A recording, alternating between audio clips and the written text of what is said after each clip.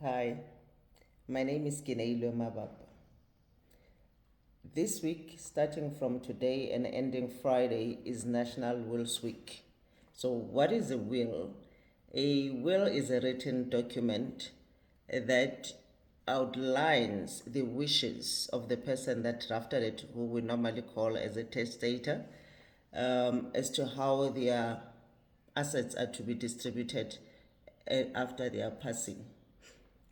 It therefore sets out the intentions as to who should inherit from them. Okay. And anybody from the age of 16 can draft a will. So during this whole week, starting today, I will be sharing lessons using examples from the recent court decision in the matter of Mokoro versus the Master of the High Court Kimberley and the will of the late state president Nelson Mandela. As you will recall, the late state president passed away on the 5th of December 2013. His will was read to his family and beneficiaries on the 3rd of February 2014, and the executors made the will available publicly. And Justice Mokoro was the first black female judge appointed to the Constitutional Court after our democracy. She passed away on the 9th of May 2024, last year. And subsequent to her death, it was discovered that she had two wills, one that she drafted in 2014 and another one that she drafted in 2021. And when the estate was reported, the Master of the High Court, Kimberley, accepted the 2014 will because it met the requirements of a valid will in South Africa. And her children and the executor of the estate were then forced to go to the High Court and make an application for the court to accept the 2021 will as her last will and testament. So that court sat now in August and made a decision. So we will be looking into that decision and what the court said. Whilst I don't have the entire wills at my disposal, the summaries provided by the executors of the estate of Nelson Mandela and the judgment in the Mokoro case do give enough information from which we can learn, and I will be sharing those lessons with you, including the importance of drafting a will which complies with the requirements for drafting a valid will in South Africa.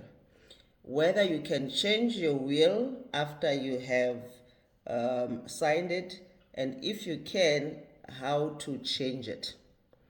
The consequences of your will not meeting the requirements for a valid will, and in the case that a will does not meet the requirements of a valid will, how to go about making sure that you present your case to the court in such a way that they can still declare the will a valid will. So the cost, we're also going to look at the cost of contesting a will or non-compliance with the will. Again, using the two, we will then be looking at what are the things that you need to consider when drafting your own will. For instance, there are people who are not married but cohabit. Maybe they have a lifetime partner. How do you make provision for your lifetime partner? We're also going to look at how to make provision for minor children in your will and looking at possible claims against the estate or your will being contested.